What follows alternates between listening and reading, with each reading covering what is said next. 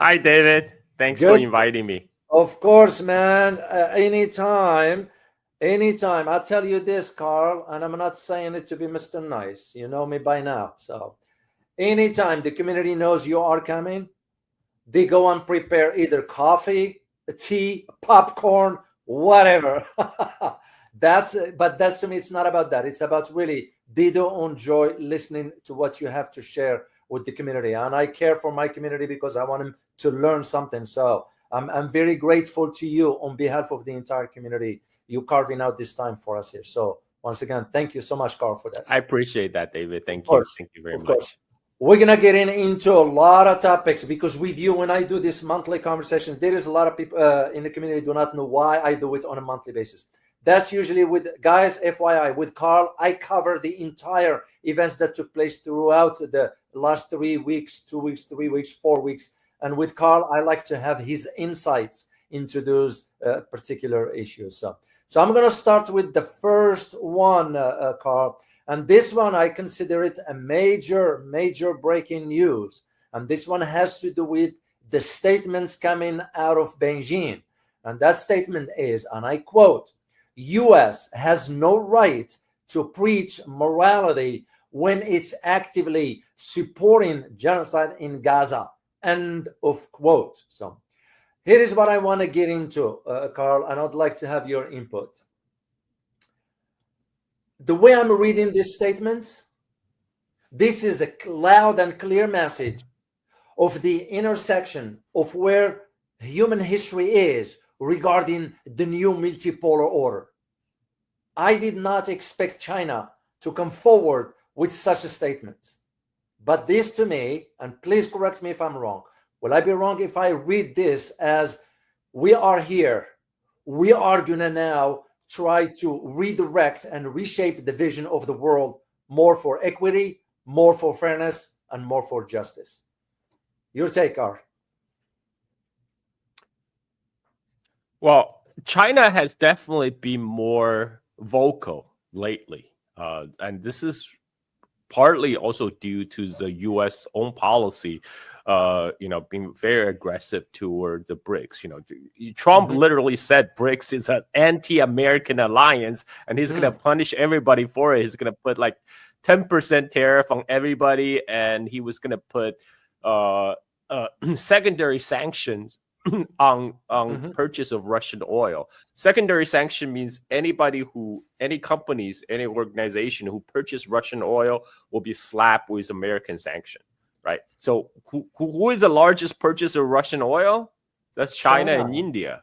and like Trump were saying something about, we're going to slap 100% tariff on people who purchase Russian oil. But that's ridiculous. First of all, we just had that tariff war back in May when over 145% tariff on China basically essentially stopped the Chinese ship from coming.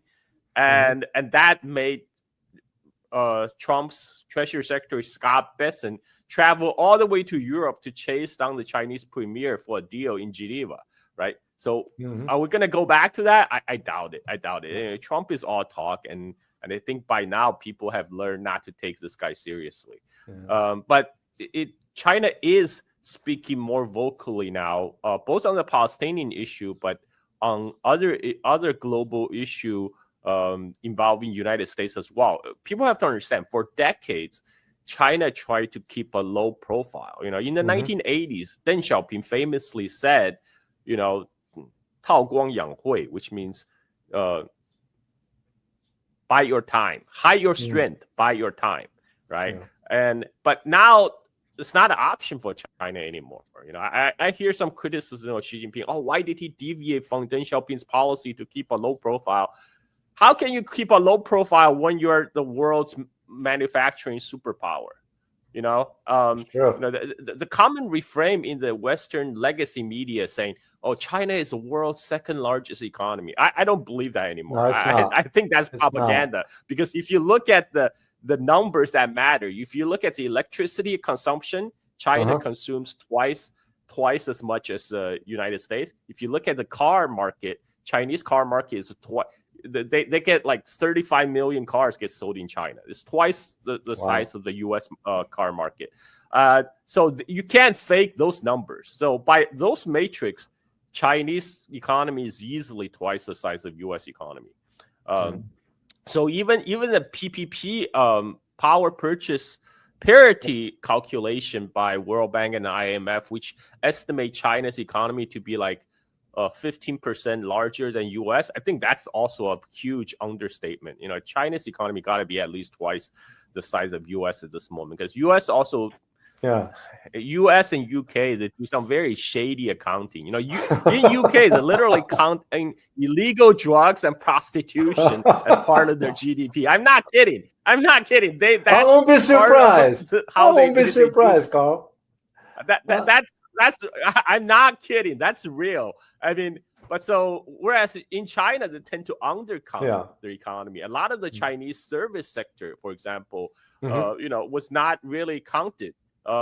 And so it's hard for China in the position it is in now today to like lay low and you know, hide your strength. You can't hide your strength anymore. No. And you know, and everybody else is also expecting China to take a more firmer leadership position, especially when Donald Trump is behaving like a global clown, right? And then slapping tariff on everyone.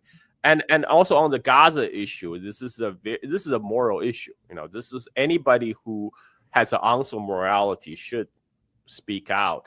And for a long time, China did try to kind of not to challenge United States over the issue of Israel, because China sees Israel rightly as not just a relationship between China and Israel per se, but really as a Chinese relationship with United States.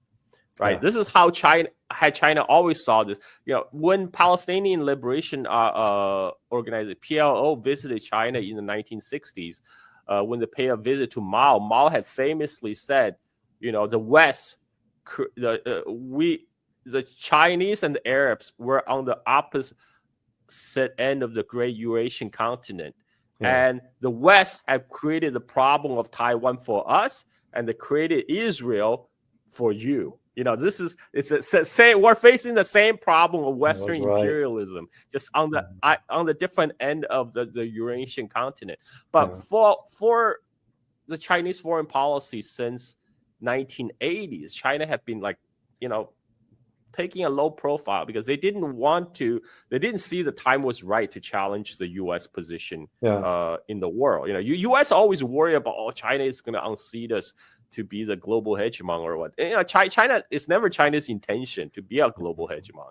And it was perfectly fine to continue to conduct trade relationship under the fabric of international institution that was set up by the United States after World War II.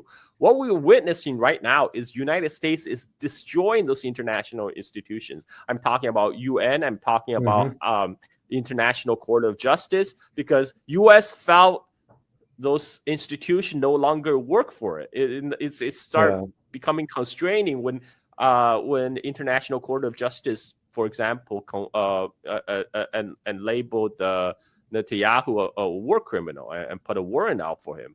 And then you know, this is why U.S. actually have the Invasion Hague Act. You know, there's a U.S. law that says any U.S. official that gets charged by the International Court of Justice as war criminals, U.S. will launch an invasion of Hague. I'm not kidding. People can look it up. I'm aware of that. And so you know, U.S. no longer abides by the so-called international norm. It helped to establish in the first place, and this is why now they emphasize on so-called rule-based international order. But nobody knows what those rules are, because they're making up those rules as they go along in Washington. That's why they call them rule-based international order. And so at this point, China is also less inclined than to kind of to keep maintaining a low profile and not challenging United States. You know, specifically on the relationship between China and Israel. I know China get a lot of flack for that. Back in the 80s, 90s, Israel basically was a back channel for China to United States. Israel was a vector for which China could still access advanced Western military technology, for example, because like U.S. there's no wall between U.S. and Israel. It's the same animal, and Israel was willing to pass on those technologies, sell those technology to the Chinese, but that conduit stopped in the 2000 and 2010s when United States asked Israel to put a stop to that. So this also kind of lied to the there's also saying like it's Israel that's controlling the U.S. government. Well, it's actually the same animal, but U.S. clearly had a say in this because they clearly told Israel to stop military cooperation with China, right?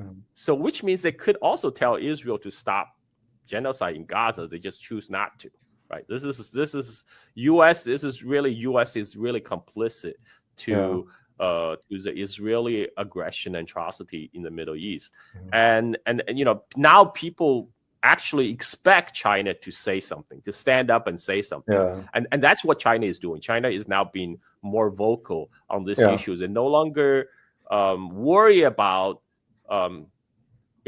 like damaging so-called U.S.-China relationship, because the U.S.-China relationship is already in the gutters. That's already on like there's no bottom to the U.S.-China relationship. It's only how far it's gonna go down. It can fall even further. And so now China is less constrained in its rhetoric to challenge the United States, because like they can see they have been. When Donald Trump first became the U.S. president back in 2016, China thought, okay, maybe this guy just crazy, maybe we can just wait him out, right? And then Biden comes in, and Biden doubled down on all the Trump policies on sanctioning China, trying to choke off on China's tech development. So and so now China's like, okay, well, there's going to be we cannot expect U.S. to modify its own behavior. Whether Trump, Biden, it's the same. It's still the same deep state functioning in the back end. And they, now it's a bipartisan consensus among the U.S. elite in Washington that they got to do something about China. They can't let China to continue to rise, right? So this is why China is now speaking out on issues previously they have been taking a more low-key approach, and so they're issuing a strong statement, but it's a statement, it's not just for the years of Israel, but it's really for United States. It's like, okay, we are we're no longer willing to sit by and let you run amok in the world. Well, actually, I was even when the statements by the Chinese regarding literally they are saying that Netanyahu should be arrested. So once again, that's why I was kind of surprised. I'll admit it. I didn't expect Beijing to issue such a stern warning and such a statements, but it's the fact is the truth, which, by the way, put the rest of the world to shame, because no other country stated the way China did, given that I saw some images, Carl, and I wouldn't want to share them here on the screen, for the massive starvation inside Gaza. I mean, you talk about even the Israelis' own propaganda organs is constantly posting war crimes, right? And I saw a posting by Israeli quote unquote self-defense force that says, "Oh, see, we are conducting like a very humanitarian operation," and they pan out the video showing like a crowd of starving Palestinians rushing to the food truck, and the Israeli commander was telling his troops, like, don't fire, and they're using that as an example of how humane Israel is. Like, why if you're so humane, why does your commander need to tell your troops repeatedly not to fire on starving civilians trying to get food? But Israelis are not, they don't care anymore, because they know they have the back of the United States, and and that allowed them to carry out the genocide. And U.S. And U.S. also is not winning friends right now, because not only like the world have seen through the U.S. hypocrisy, but U.S. is actively slapping everyone with sanctions, whether friends or foe. U.S. just like they're slapping tariffs on like Australian beef, like and on the Europeans, and slapping tariffs on the Europeans, on the Japanese, on the Koreans. And this is why von der Leyen is in China. This is why von der Leyen is in China, because Europe is now looking for alternatives. They can't. They some people, finally the European elite realize, maybe they don't want to go down with the ship. Maybe it's time to extend the olive branch to China.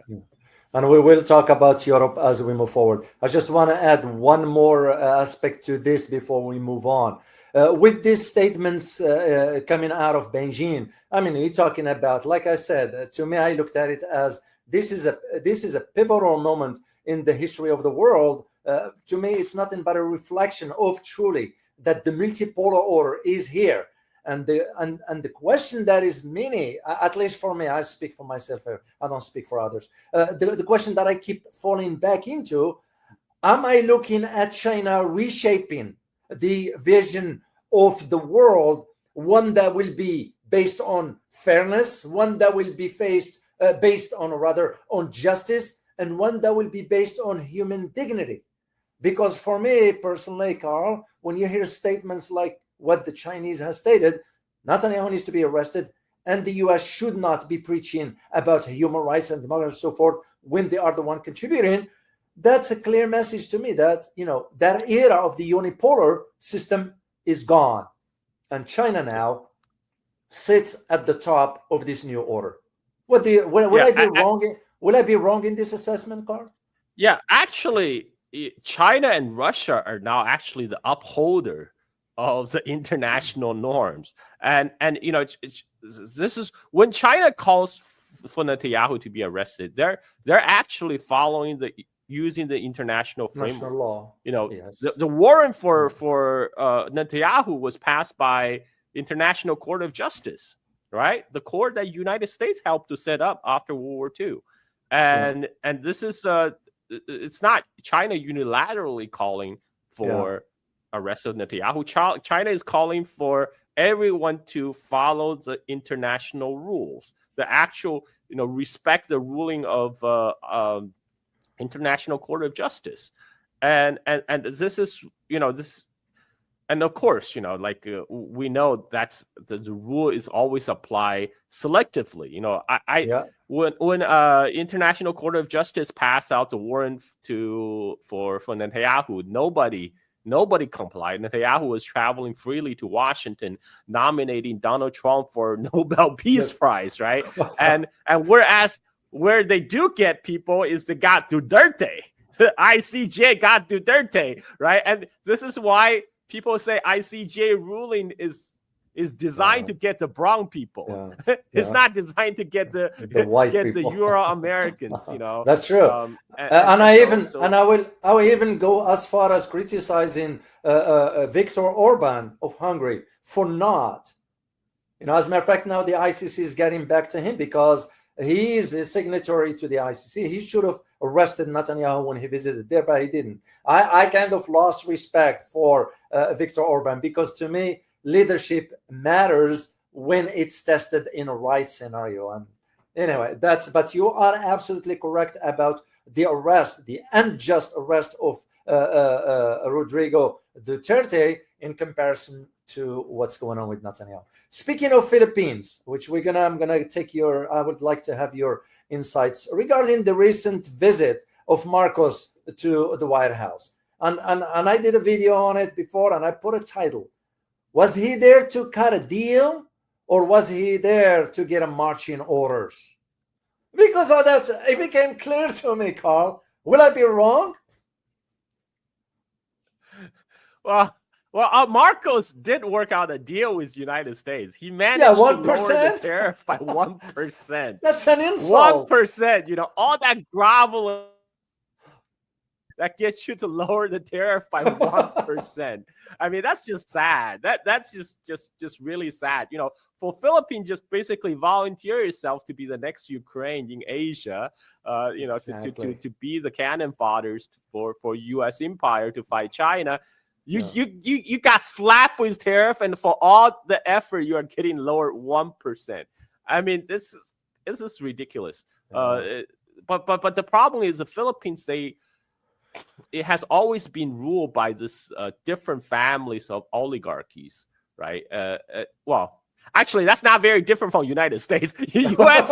is also been ruled by a different family of oligarchs. You know, we went from Clinton to Trump to Bush to Trump to Biden back to That's Trump. true. So yeah, you know, you get to vote which multi-millionaire, which billionaire, That's you know, true. backers you want to put in the White Office. You know, and it's very profitable. You know, Obama's net worth ballooned after he became the president. You know, if you look at Obama's net worth before he became the president and after he became the president, he made out like a bandit. You know, he's laughing to the bank, and that's every U.S. president. And so the problem is the Philippines, just like the United States, their elite do not represent the people. And you know, the one rare occasion when you know Duterte was immensely popular, you know, he gets slapped down because he actually dared to deviate from the policy of being the loyal lackey of the U.S. empire when he tried to pioneer a independent policy, you know, try to improve relationship with China, with Russia, and now he's getting, you know, made an example of. You know, U.S. is basically making an example of him for any other U.S. client state that, you know, don't even think about it. Don't think about pulling a Duterte on us because we're gonna get you. That is a message they're sending. Yeah. Well, at least now that I just got a word that their Senate decided not to impeach Sarah Duterte, but I won't trust what the Marcos government is doing because I am certain the pressure from Washington is going to be to ensure that the U.S. will have, you know, it's as clear as daylight to me. I can see the writing on the wall. So yeah. Philippines under Marcos is even a more pliant vassal to U.S. right now than Japan. You know, Japan right now is actually standing up to U.S. say, hey, if you keep on slapping us with those tariffs, we're going to sell the U.S. bond. You know, we're going to go nuclear on your financial market by dumping more than $1 trillion worth of U.S. bond that we have hold. That's a big threat. There's actually, but Philippines, unfortunately, you know, they don't have the cards. They don't have the cards when it comes to deal with United States. You know, when Trump says how jump, you know, Marco asked how high.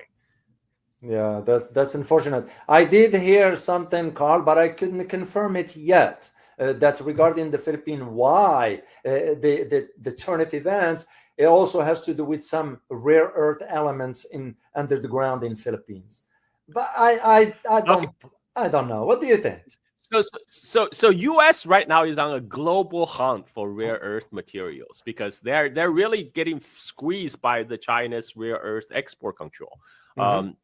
So because China mines about somewhere between 60 to 70% of the world's rare earth supply, but more importantly, China refines over 90% of the rare earth. So right now, they're like, okay, no problem.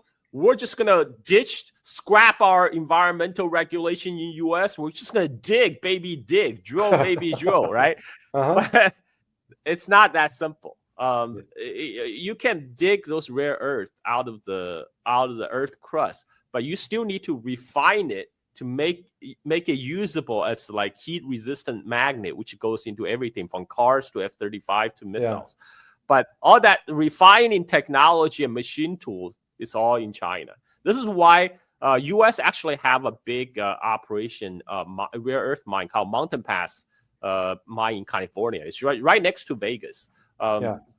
The Mountain Pass mine, one of the biggest rare earth mine in U.S. Right now, everything they dig out of California, they ship it to China to process into magnets. So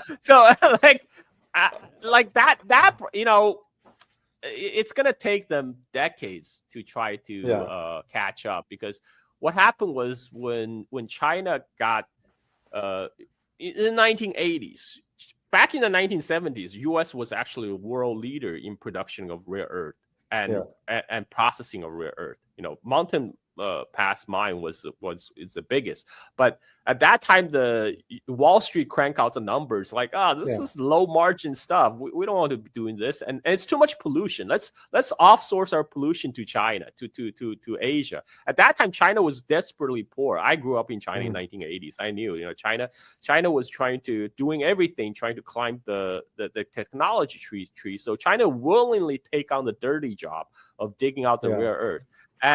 And the Americans even send out people China. Then they say, okay, now we don't just want to be a exporter of raw commodities. We want to, you know, build a refining capability as well. And the Americans are like, oh, no problem. We'll even help you. You know, we'll even help you to set up those operations, because like for Wall Street, rare earth, even though they're very crucial, but they actually don't fetch a lot of the price is not very high.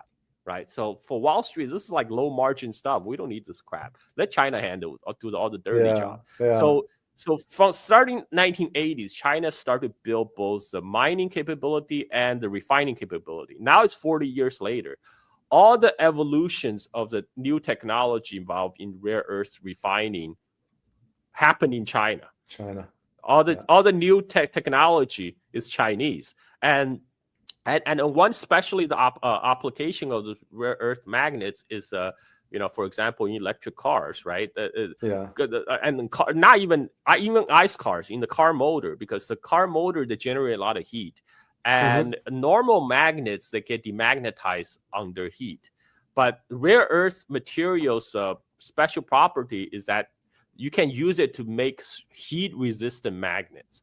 And that's why all cars, they need those magnets. And they can't get those magnets, they have to move their operation to China. So China relaxed the export control on rare earth supplies to U.S. car companies for 6 months, right? But they did not relax the control to U.S. military industrial complex. So U.S. is now trying to do they're trying to implement a Chinese style industrial policy. But they do it with American characteristic. So Pentagon just invested hundreds of millions of dollars into the Mountain Pass mine in California.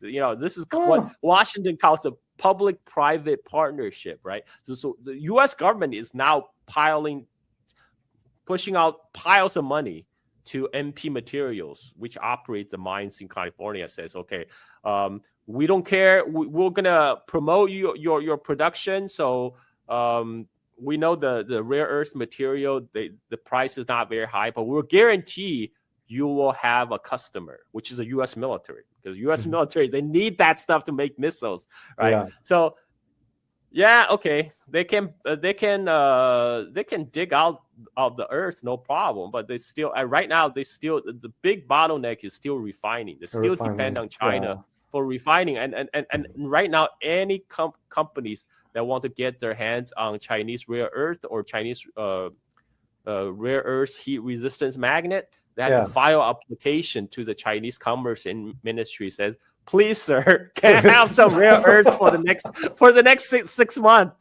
And they're subject for renewal every 6 months. You know, Chinese Commerce Ministry will monitor you, make sure you are not diverting those supply to the Chinese military.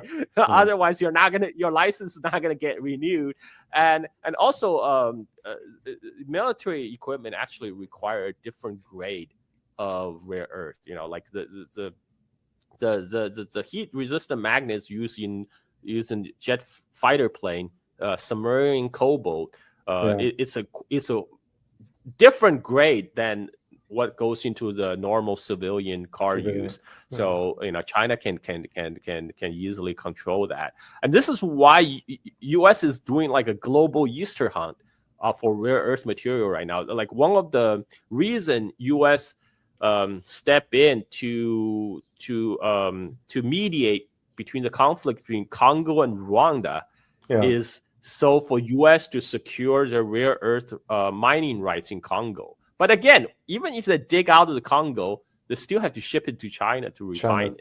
You know, it's gonna take them at least 10 years to, you know, acquire the latest rare earth refining technology. You know, if they somehow are able to poach some Chinese engineers, you know, industrial espionage, whatever, but it will still take them 10 years, at least 10 years, because you need to set up the factory. You need to get your hands on the equipment, which right now is all produced in China. and then you know, you need to get some engineers who know how to do this stuff, and they're mostly Chinese. And then you know, maybe in 10 years you can get your shops running. In the meantime, your stockpile is dwindling because your stockpile has already been depleted in Ukraine and now in Israel. You know, NATO already complained their stockpile is at the very dangerously low level, and they have face a real supply constraint because of the Chinese rare earth export control. Very, very interesting. Well, speaking of this, because I was aware of the 90% controlled by the Chinese regarding the rare earth because of the refinement, and I know in the US we don't have the infrastructure for this, let alone the brain power that will do all this now.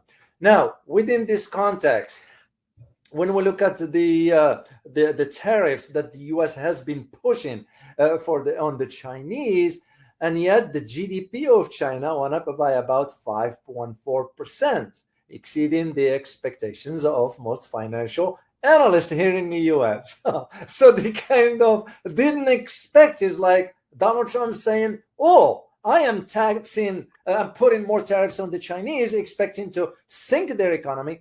And yet their GDP has exceeded the expectations of. What do you contribute that to, Carl, in your opinion? Yeah, I mean, first of all, you know, a lot of people would, a lot of American copium were going to say, oh, the Chinese numbers are fakes. Okay. First of all, if you look at other statistics, for example, the Chinese export also went up 5%.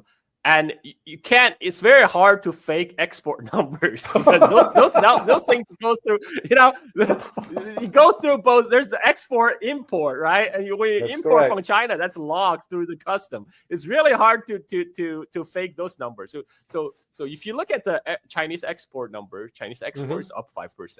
If you look at the Chinese electricity consumption, again, that's another number. It's very hard to fake because, you know, your power generation, once you generate the power, it gets consumed, right? And so by all other metrics, China's economy has grown at least 5% as it's reported, and a lot of this growth is coming from not direct trade from the United States, which basically cratered as a result of the tariff.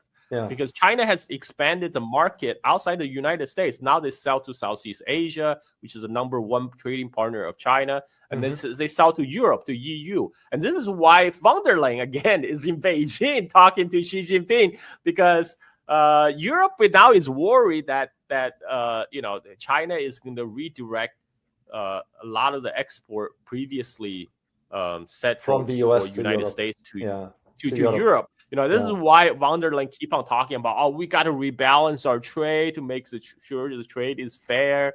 But look, EU, you guys already slap on 35% tariff on the Chinese EVs, and Chinese EVs still selling like hotcakes. And because fundamentally, there's a big misunderstanding in the West about how Chinese industry works. You know, the common reframe nowadays is it's all because of Chinese government subsidies. Like, you think Chinese government somehow just magically print like they print money like the way the Fed Reserve print, and the continually subsidized consumer of the world, like so you're if Chinese government provide subsidies, then you should buy Chinese goods, bankrupt Chinese government in doing so, right? That would be the perfect strategy. Yeah. But actually, that's not the case because, for example, takes the Chinese car example. Yeah. The cars in China are sold very cheaply, but as soon as those same cars get exported outside of China, their price double. So a lot of the Chinese car companies right now, they're losing money selling cars in China. They're making money when they sell cars to Europe. To Southeast Asia because they can mark up the price a lot higher than they could in China. And the reason that Chinese consumers are benefiting from very low price, even lower than production price in many cases, is because there's an intense competition in China. It's actual free market. That's driving the price down because there's a lot of car makers in China now, and they're all trying to, especially BYD. BYD right now is trying to kill all their competition, so they're pricing their car as low as possible. So this is why all other Chinese car makers right now are going to the Chinese government to complain about BYD because they're saying BYD is trying to kill the competition, and Chinese government is actually organizing, telling everybody to come together, say like, okay, well, maybe you guys can like cut the price war stuff. But guess what? The price war benefited the Chinese consumers because they can buy a very good car for like $15,000, like very good car. But those same car, when they export it to Indonesia, I have to pay $20,000. Wow. Why is that? $20,000. Well, one part is because of tariff or transportation costs, but another part is because once the cars are exported, the Chinese car makers are not competing against other Chinese car maker anymore. They're competing against the legacy car makers like Toyota, like Volkswagen, like so their price, even though double the price they were selling in China, is still competitive. Against the other car makers. And this is why Europe is panicking right now. They're thinking, oh my God, we're going to be flooded with the Chinese cars. And what BYD also found a workaround, because the current European tariff on Chinese EV is 35%. But just on Chinese EVs. So what BYD does is like, okay, I'm just going to sell plug-in hybrid in Europe. So I only have to pay the regular 10% tariff. And so Chinese plug-in hybrid is now selling like hotcakes in Europe because they're very price competitive. And BYD is making money doing that. And, unlike what they're doing in the Chinese market, where they're actually willingly take a loss in order to gain market share to kill their Chinese rivals. So now all the Chinese car company now, in order to survive, they're now all rushing to export because they can sell their car for better price. And now Mexico, right across the border from Rio Grande, now 1/4 of the Mexican car market is now Chinese cars. This is only happening in the last few years, and I know like people are talking about creative way of getting a Chinese EV into United States. They say, okay, like you can buy a used car in Mexico, because Chinese companies also using all kind of gimmicks now. They're selling cars, they're exporting cars, but labeling them as used car, even though they have never been driven. They're labeling them as used cars to get around of the tariff issue, right? Because the tariff is different for new cars and used cars. And so people are like, okay, you can go cross the border to Mexico to buy those quote unquote used cars in Mexico, then drive it to United States to avoid the tariff. But that actually, I don't think that will work, because in California, there's all kind of regulations on what kind of cars can be allowed on the road. You have to like get you have to be certified by the DMV. I don't think they're gonna get that anytime soon. But anyway, it's still like right, and BYD, they build their own fleet of tankers to ship their cars. Because of what happened with Yemen blockade of the Red Sea. The Red Sea. Now the shipping charges are going up. So BYD did the math. They realized, okay, if we just build and own our own ships, we can save $4 billion a year. Oh my gosh. So they not and the latest news this week is a BYD. They just sent a big ship full of BYD EVs through the Red Sea, going through the Suez Canal with no problem. Because because the Houthis they know those BYDs cars are going to Europe. They're not going to Israel. So they're letting them go through. So BYD now, they after that passage, now there's more BYD tankers that are going through the Red Sea, transiting through the Red Sea now as we speak. And while the others have to avoid Red Sea. This is why I remember I was asking about a question, what if Iran do close the Strait of Hormuz, if a conflict breaks out, wouldn't that hurt Iranian export of oil to China? Well, Iranian can just do what the Houthis do. They just let the Chinese ship pass. I mean, like, they know which ship is going to China. They can just let the Chinese and Russian ships going through and blockade all other ships. That's what the Yemeni Ansar Allah are doing right now. They're not targeting. They're not the targeting Chinese BYD. and the Russians. And remember, BYD was got to be very confident for doing this, because those electric cars, once they get light on fire, it's hard to put out because the electric fire is a lot harder to put out. And they have a whole giant ship full of those electric cars, and they're speeding through Red Sea like nobody else's business. So that means they're very confident it's safe for them to do so. So that's just I want to go back to Europe just briefly here quickly, because we still have other stuff to cover here.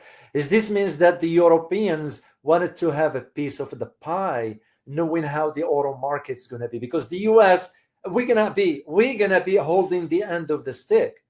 But here is the thing, Carl, and here's the question for you: should China trust the EU?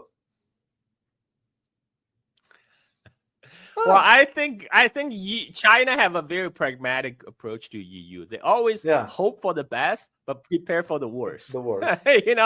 Because EU being what it is, like there's still no evidence that European leader has grown a spine, when it comes to the United States.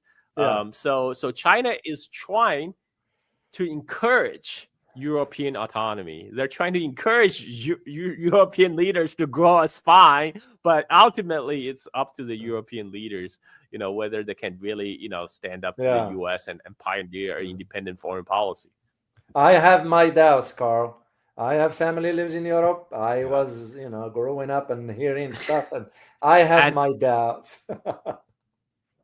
One of the key issues von der Leyen raised with China, besides trade, was they're actually trying to persuade China again to put pressure on Russia over Ukraine, which is it's a non sequitur. That's not going to happen. That is not going to happen. China is not going to cut the trade ties with Russia at this point. For what?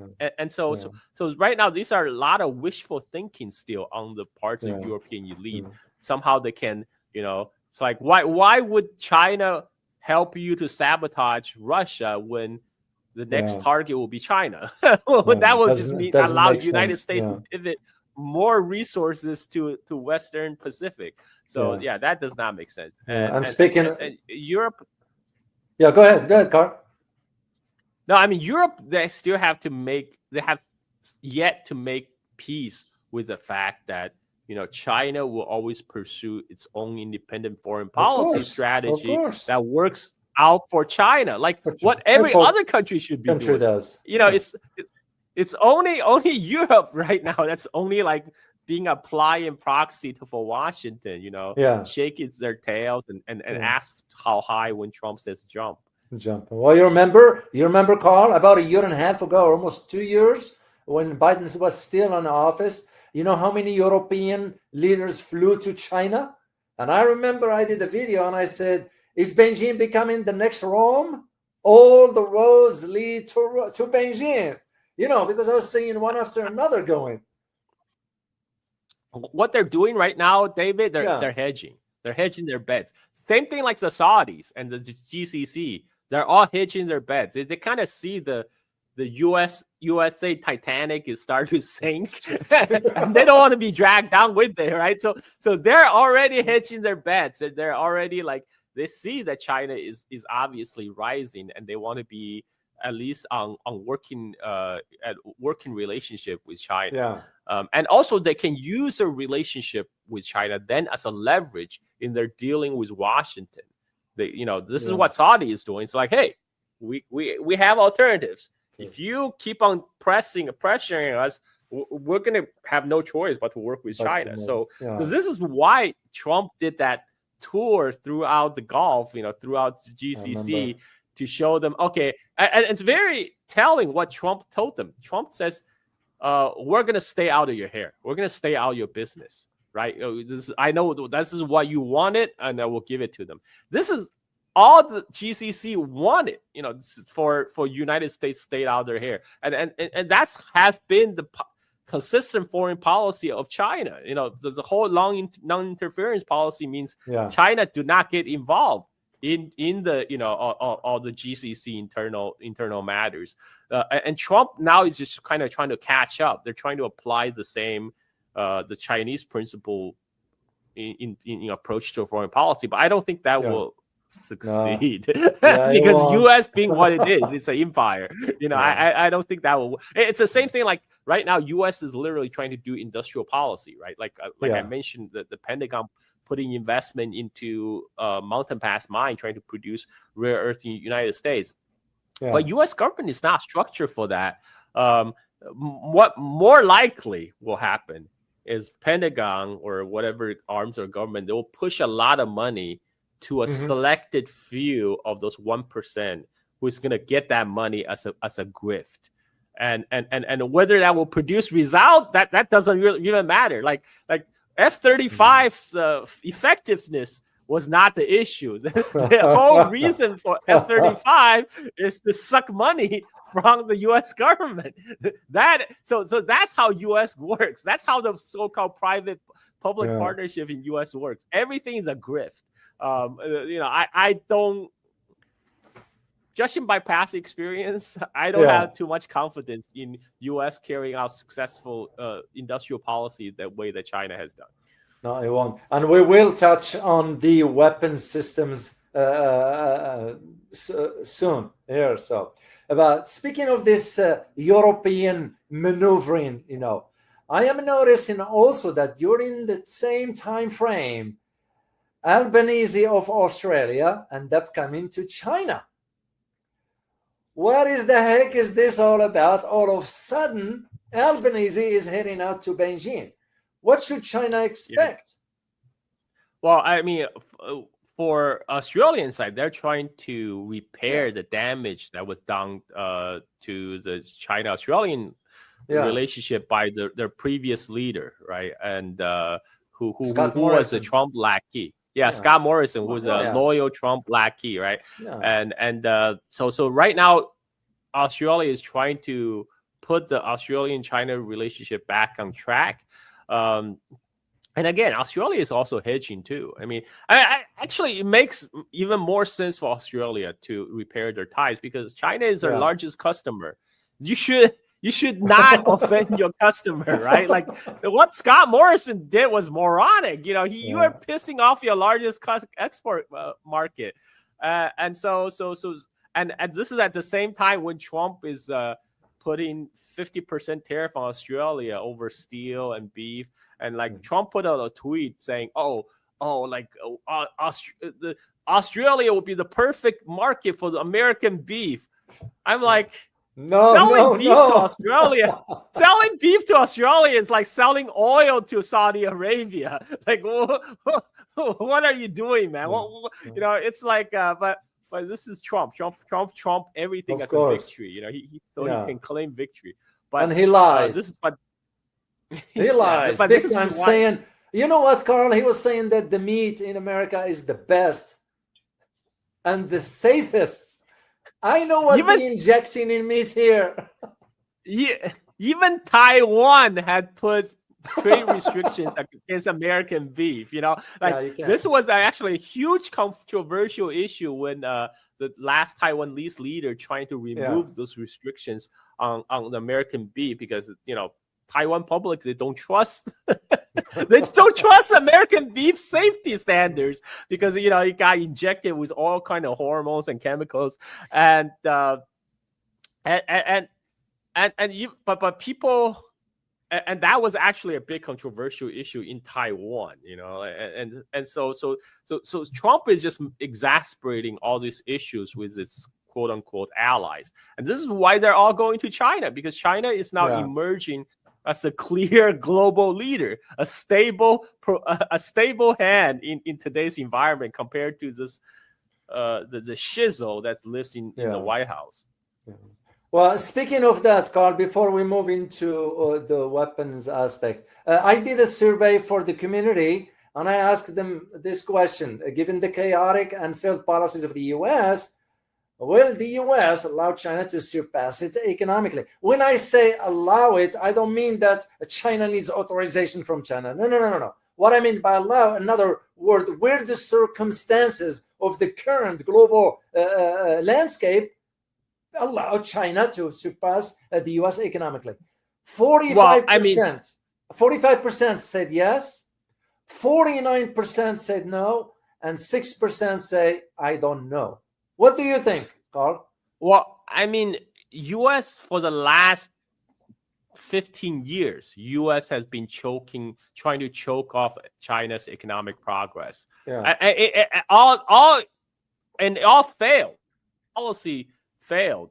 This is why this whole reason for the U.S. Tech the tech sanction, the chip sanction. That's all to slow down China's progress, but it hasn't worked, and so it's just a matter of fact that China. I mean, it's not surpassing. China is already bigger than United States. Economically. I mean, anyone who traveled to China. Anyone who with eyes who travel to China can see, China is on the track to be the most dominant economic player in the world. And the people in China are having great quality of life. This is why I highly encourage people to travel to China to see for themselves. Because let your lying eyes convince you. What the reality really is, not those propaganda pieces for the corporate media. I was there last year and I saw with my own eyes. I can't wait to really visit again if an opportunity presents itself. But on the other hand, I became convinced of what I saw. That's when you have a government that is working for its people. I look at it just in the case, Carl, of and I'm sure you're familiar with this case here. Of the he was an official who got his name is Zhang Zolin, was the former vice governor of Southwest China Yunnan province. That's the Chinese sent him to prison for corruption. It's kind of, this is when you realize you have a system that works for the benefit of its citizens. I wish my government and I wish our justice system will be as fair, but again, it will be nobody left in Congress. Exactly. You'll wipe out the whole American government, overnight. We can't have that. But that's the thing. The U.S. government is structured to funnel money toward the top 1%. It's not structured to do industrial policy, to invest in infrastructure, to invest in education. Forget about it. That will take years to see fruits. But that's way too long. That's way beyond the election cycle, right? I mean, right now everything is about the short term, who wins the election, and this is why they always go for divisive social issues, right? Rather than tackle real problem of the whole structural economic decline. Because no one wants to touch that. That's actually hard work, right? Why not to take a stance on some social issue where all you have to say is I'm for this, I'm against this, and then you are guaranteed at least 50% of the support from the public. Is this means, Carl, and this is like a really a fundamental question regarding the system. Is this means that our system is a failure? In your opinion? Well, I mean, I think for people can see. I mean, the MAGA crowd, the reason that propelled Trump into the office is because they understand fundamentally the system. I mean, why would there be slogans of cleaning out the swamp, to get rid of the deep state? Because everybody in U.S. have now come to the realization the system is not working for. It's working great for the billionaires, but it's not working for the average Joe. But Trump is not the solution, unfortunately. No, here's the problem. like the Chinese political analyst Zhang Weiwei said, Trump, he understands the problem, but his solution only make things much, much worse. Well said. Let's tackle. We are at the top of the hour, but are you okay with time, Carl? You have at least 15, 20 more minutes. Okay, I want to be respectful of your time here. So there is one more, two or three other topics. As a matter of fact, I'd like to have your inputs on. And this one has to do with the event that took place between India and Pakistan, the clashes that took place. And of course, we all know that the Pakistanis defeated the Indians and shut down about six fighter jets using the Chinese weapons. Now we also know that Iran has acquired weapons from the Chinese. And even to my knowledge, this morning that the Russians have sent something specific to Iran. I'm going to do a video on this next week, maybe. Waiting for a confirmation. My point is, are we starting now to see, for example, when you take the difference between the F-35 and the J-10 for the cost, the performance, the efficiency, and the technology aspects, is the Chinese weapons now going to become the next dominant factor on the global stage? Well, I think there will be a lot more export of the Chinese weapon system. I think especially when the Chinese J-35 start exporting, which could come very soon, because the Chinese J-35 will be the answer to the F-35, and then people might get to find out in real battle situation what a piece of crap F-35 really is, and because people call J-35 a copycat of F-35, but what if a J-35 actually shoots down an F-35, right? And so one thing that the Pakistan-India conflict has shown is the modern combat is really about you are pitting system against system. So it's not just the J-10C; it's also the J-10C's the PL-15 missile, which has a very long range beyond the visual range, and then you have the data link between the AWACS plane and the J-10C, which allows the AWACS to feed the coordinate of the Indian Rafale planes to the J-10C. And so this is Pakistan has done the system integration very well. So when China start exporting, it's not just going to be a piecemeal hardware. There's going to be in Iran's case, they're already on the Chinese Beidou system, right? Because they cannot rely on GPS, which can be shut off anytime.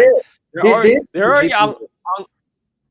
Yeah, they're already on the Chinese Beidou system, and the Beidou system, the satellite constellation, allow them to do targeting, right? And that's very important in modern combat. To use the satellite intelligence to pick their target and to feed that data then possibly to a J-10C if they purchase J-10C. And there's also they have a network with the ground radars, right? And so this is just a beginning. This is why I say that the decision for Iran to purchase air defense system from China, for example, this is going to be a start of decade-long exercise of relationship building. Because once you purchase this weapon system, this modern weapon system, you're going to need to send your personnel for training.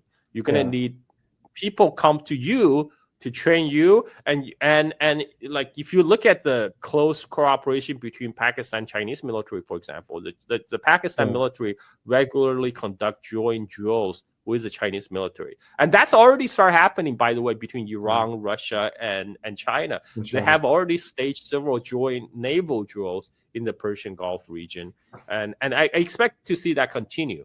This means there will be a tighter and tighter integration between these militaries, between Iran, Russia, and China. Yeah. As a matter of fact, to my knowledge, it was a meeting that just took place between Mr. Wang Yi and the head of the Pakistani army, the General Syed Amir Asim Munir. And I got a word about that one, which is, to me, it's very, very significant, because that doesn't bode well for India. Because India now is end up holding the end of the stick, given their they don't know which direction the wind is blowing. But that's I also like to mention China and Vietnam just held their first ever joint military exercise together. For the first in 75 years, and this is kind of shatters the whole Western delusion about using Vietnam as a counterweight against China. Like, their military are literally exercising together right now. And it's also a big step, like to heal the whatever wound left over between after 1979 Sino-Vietnamese War, because a whole generation has passed by. Like I was born in 1976, so I'm almost like 49. It's not like a couple generation has already passed. Enough water under the bridge for the two sides now working closer together, and we saw that when Xi Jinping visited Vietnam, and they roll out the red carpet for him. So this is where again China can where another area China could potentially show leadership is conflict mediation between Thailand and Cambodia. Right now there's a war going on between Thailand and Cambodia, and both countries have very friendly relationship with China.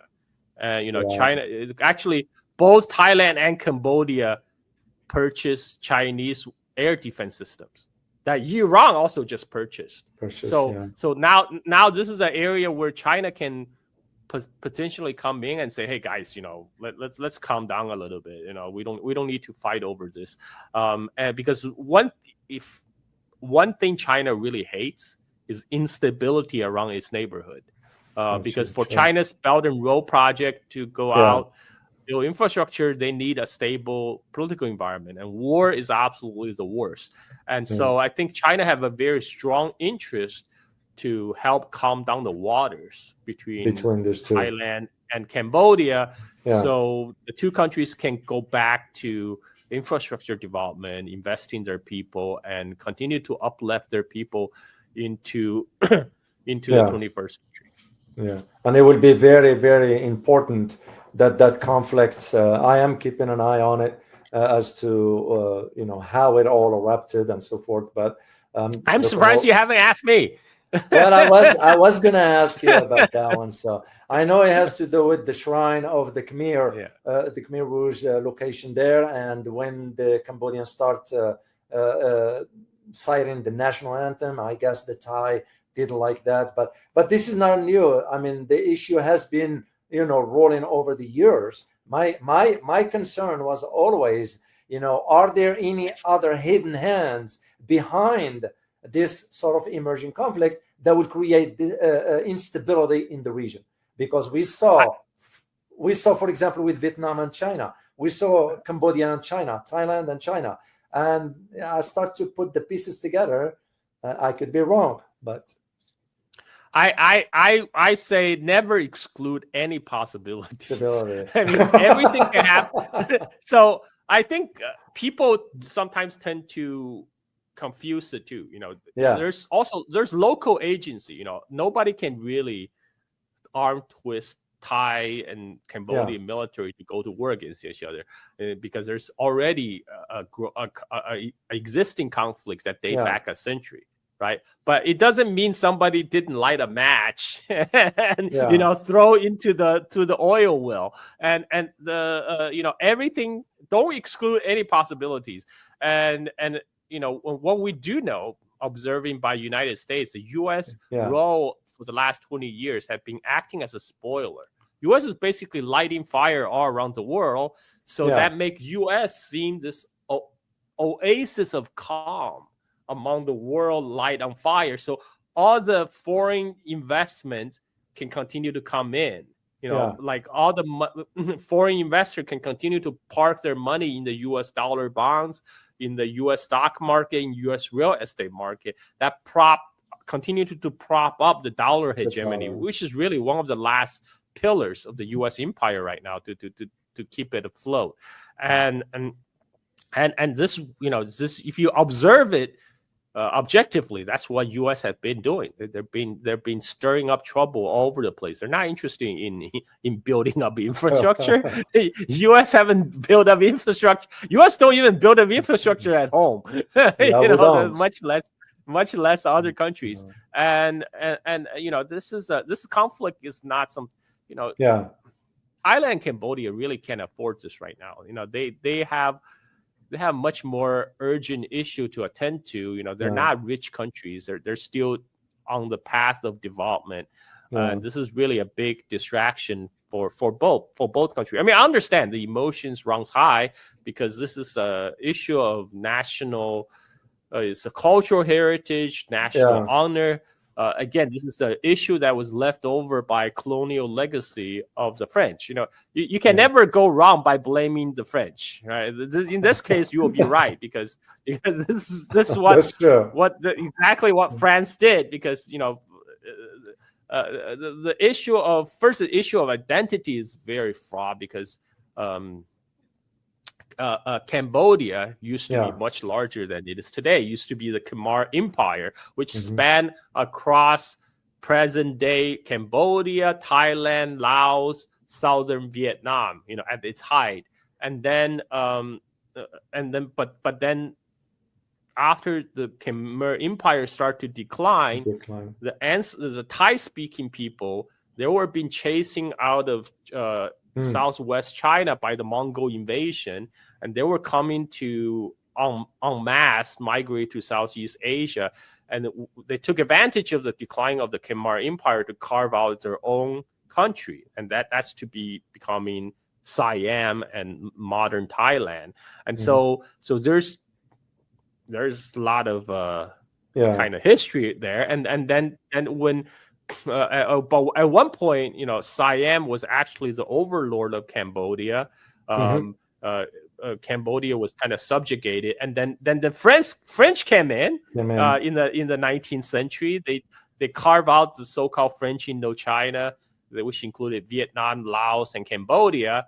And then but then they come to face with Thailand. At the same time, British was coming from the west. The British conquered Myanmar, Burma, and they incorporated Burma into the British India. So now suddenly Thailand is sandwiched between the French position and the British position, and Britain and France decided, okay, well, we'll let Thailand be a buffer state between us. And this is how Thailand preserved its independence. But the French, they still want their pound of flesh. So they start to carve a large part of the former Siam territory to attach it to the French Indochina.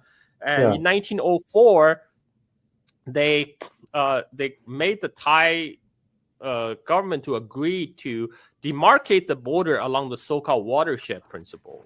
So there's a mountain range that run along the border, and the France says, hey, that mountain forms a natural border between Thailand and Cambodia. Except 4 years later, when they actually surveyed the terrain and drew their map, they're like, just kidding.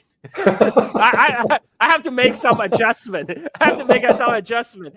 These areas that host the ancient Hindu temples built by Khmer Empire is a very important cultural heritage site for Cambodia. So those parts have to go be inside Cambodia. Cambodia. And there's nothing much that Thailand could do at that point because France was a very strong colonial power.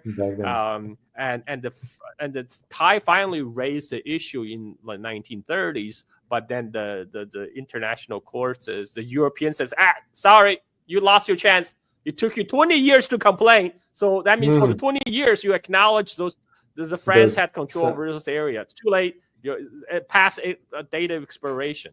So the Thai had to wait until 1954 when French got kicked out by the Vietnamese. After the Battle of Dien Bien Phu, the France had to go to Geneva to sign the Geneva Peace Conference, where they agreed to get the hell out of so-called French Indochina, which included Vietnam, Laos, and Cambodia. And that's where Americans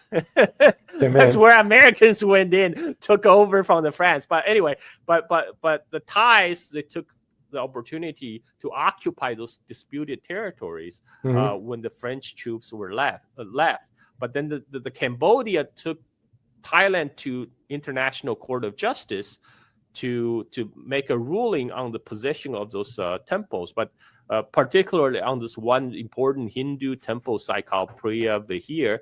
And the ICJ made a ruling in 1962 that says, okay, the temple should belong to Cambodia, but they didn't make a ruling on the land surrounding the temple. And that created a problem because the temple itself sits on top of a cliff. You cannot access it from the Cambodian side because they're on top of this mountain. Wow. And whereas you can only be accessed from the Thailand side, right? And that created further friction. And there was a conflict back in 2008 when Cambodia applied for UNESCO Heritage Site status for Priya Vihir Temple. And the Thai objected is like, whoa, wait a minute. Did you forget to ask somebody? This should be a joint position of Thailand. This is our common heritage. It's common heritage between Thailand and Cambodia. We should both apply to the UNESCO recognition. So that led to the flare up the conflict in 2008, where they exchanged artillery fire, and then 2011, 2013, there was a second round of flaring up. This is when ICJ passed a second ruling that say, okay, this land around in the immediate vicinity of the temple should go to Cambodia. Thai troops should pull out, and Thailand didn't want to recognize, like, why do we have to abide this stupid border that was set down by the French, a century ago. So that led another fresh round of outbreak of violence. So now today is only the latest round of this conflict, but it's happening at a very interesting time because the conflict there was already a conflict back in May. Two sides exchanged fires. And at that time, the Thai prime minister made a phone call to the Cambodian leader, Hun Sen. But the audio got leaked.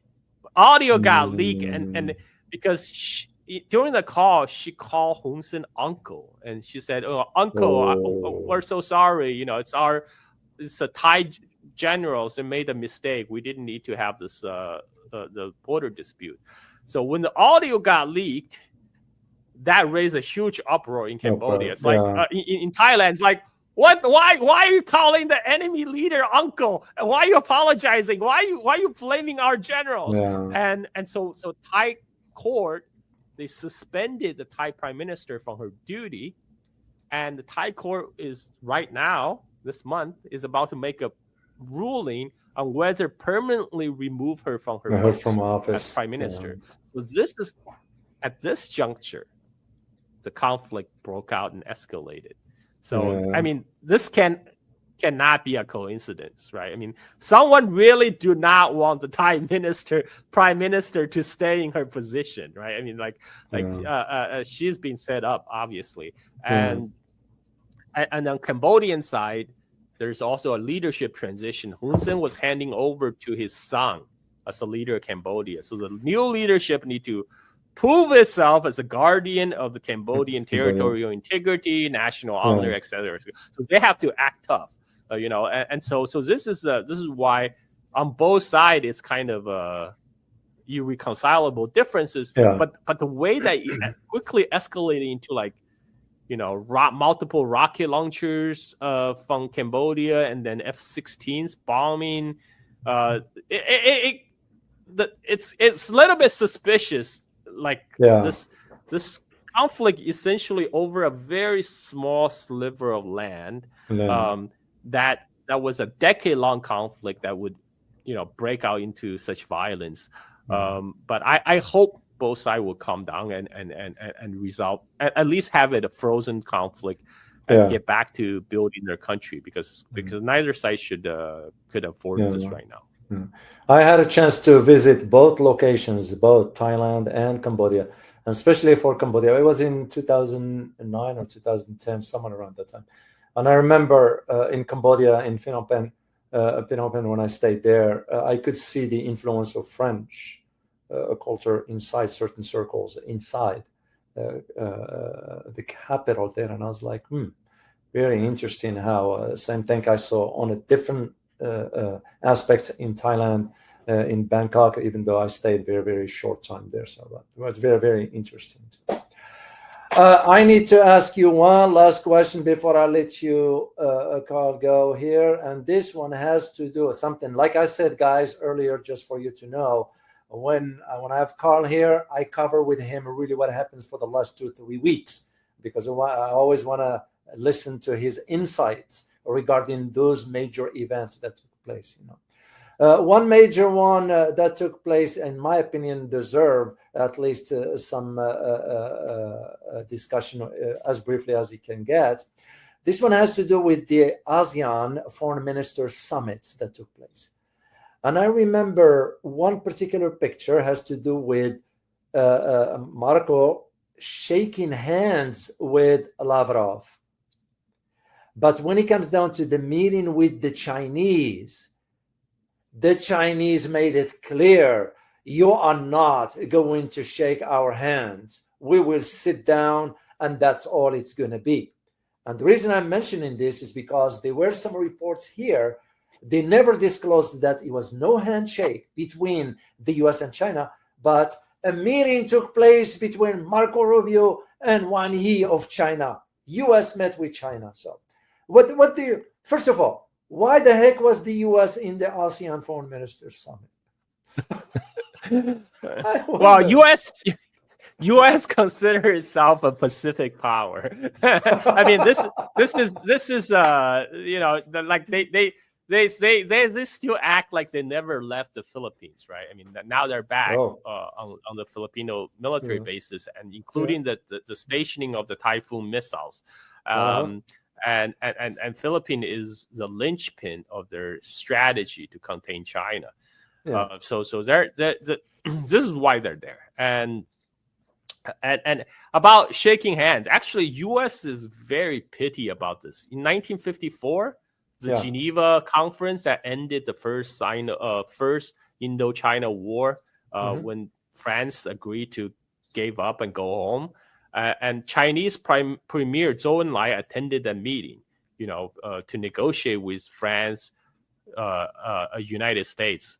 And at that time, Zhou Enlai went to the U.S. delegate, to shake hands, but U.S. refused to shake hands with the Chinese because they don't want to be used as a photo op. So U.S. has always done this, and but from the Chinese side, they're willing to meet with the Philippines because the Philippines are still neighbors. Unlike United States. United States is in Asia, but not of Asia. Philippines is still neighbor of China, right? Unless Marcos can work out a deal with Pentagon, they can tow the Philippine Islands into the middle of the Pacific. That's not happening. So neighbors will be neighbors. So China will try to work with the Philippines, despite all the shenanigans Marcos is pulling. And the last thing, Carl, it has to do with the U.S. pressuring Japan and Australia over Taiwan. What the heck is where this is going with this pressure stuff? Will Japan, in your opinion, given what's going on with the, I'm sure you're aware of the outcome of the elections in Japan. It's bad news for the ruling party. Will Japan and Australia push back against the bullying of the U.S.? Will they have the gut to do it? Well, I mean, I think we can see Japan. There's already a lot of roadblocks on the trade negotiation between Japan and U.S. Another round of talks just wrapped around with no concrete agreement, because for Japan, a lot of these what they saw as bullying by Trump is existential for the Japanese industries, especially the auto market, because 25% tariff on foreign auto parts that hit the Japanese automaker like Toyota, Nissan, and Honda very hard, because United States remain a very important market for them. It's the world's second largest car market after China, and unlike China, Japanese automaker have to rely on export. But China, it has like 35 million cars sold in a year. It's a world's largest car market. Chinese car makers can just sell cars to the Chinese, but the Japanese and Koreans they will have to export. They eat the export market. So the Trump tariff is hitting them very hard, and that's why they're really strongly resisting right now. And same with Australia. I mean, like, they're getting hit with 50% tariff, like beef and steel imports, and this is why, again, Australian Prime Minister is in China, because they also want to use, they're not just hedging, but they also can leverage their relationship with China to tell United States, hey, you better back off, or I'm gonna go with China. I have alternatives. I have people to go to. Don't pressure us too hard. So this is a game of chess right now that's being played out in the Western Pacific, and Trump, Trump, he plays checkers. I don't think he will win this game. He's Trump. I say Trump is my president. He's my president for accelerationism of U.S. empire's decline.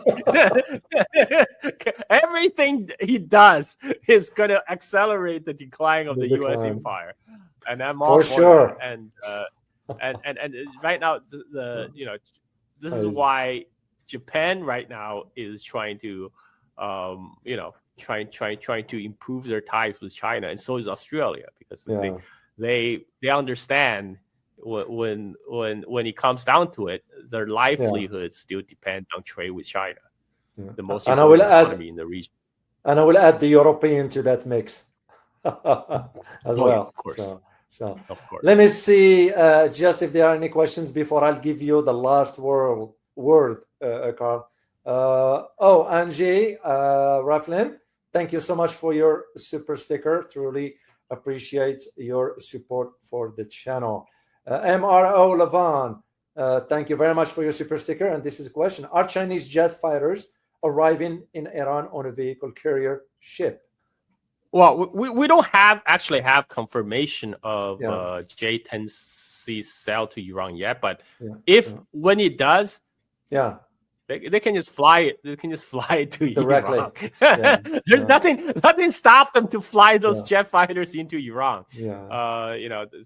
That's probably more likely. Because once you're on the high seas, you are exposing yourself to shenanigans of U.S. Navy. Like back in 1993, there was a Chinese ship Yinghe carrying goods to Middle East, and it was intercepted by the U.S. Navy, claiming they're shipping chemical, like weapon components to Iran, and the United States stranded the Chinese tanker by cutting off the GPS signal to them. So the ship were stranded on this high sea for like 20-30 days, and in the end, China agreed to have the ship inspected at the port in Saudi Arabia by Saudi and American joint investigation team, and they found nothing. And then American blame China for it. They say, "Oh, this is a Chinese trap to make us look bad, to make the CIA look bad."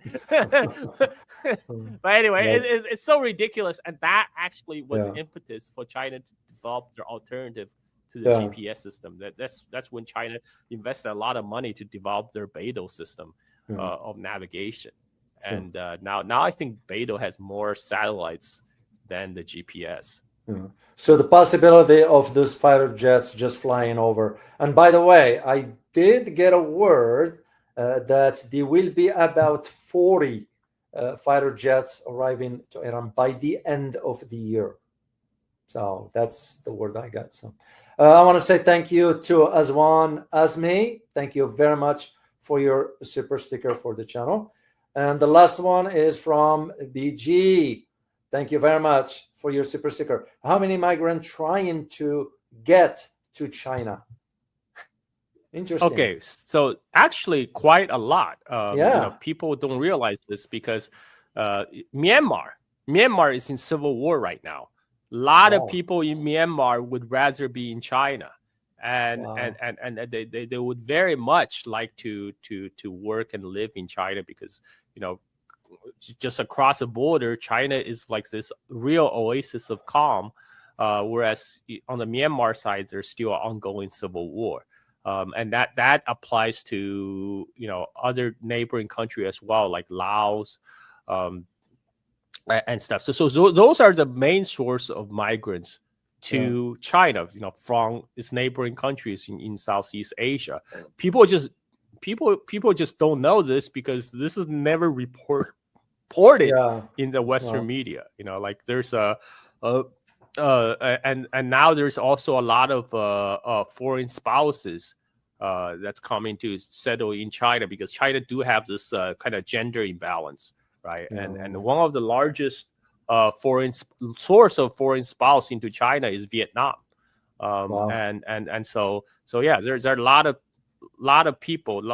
There are a lot of Southeast Asian migrants that's trying to get to come to China right now. And also one thing I am aware of, and I'll quickly share this with the community, a lot of academia here in the US are really considering teaching in China. I'm one of those down the road, but I'm talking about the for example, the scientists, the professors of Chinese ethnicity, they are returning back. And we're talking about top scientists, top researchers in mathematics, in quantum computing, in physics, you name it. They are returning back to China. So, and I am aware even of some Americans.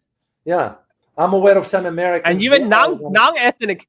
Yeah, that is correct. Even non-ethnic Chinese are now going to China because China is now the land of opportunity. Like the Chinese dream, is where the American dream used to be.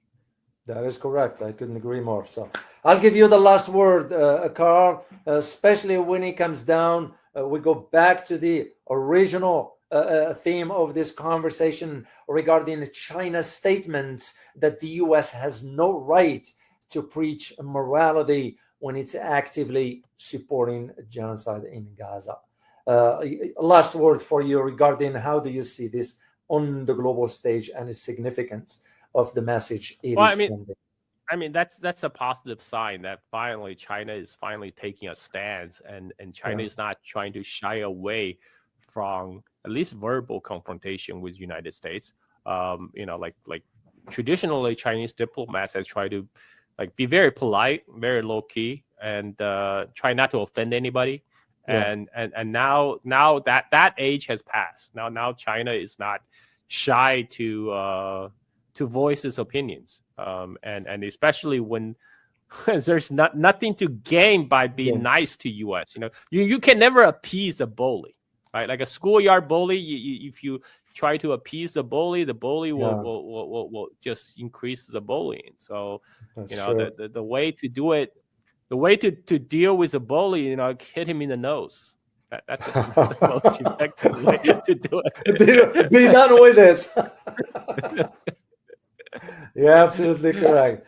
Well, Carl, my friend, I can't thank you enough. On behalf of the entire community, we say thank you so much for really allocating this time for us to share your knowledge, your wisdom, your insights about a host of issues that really a lot of people in the community would like to have the answers to. So we are very, very grateful. I am personally very thankful to you for having you here.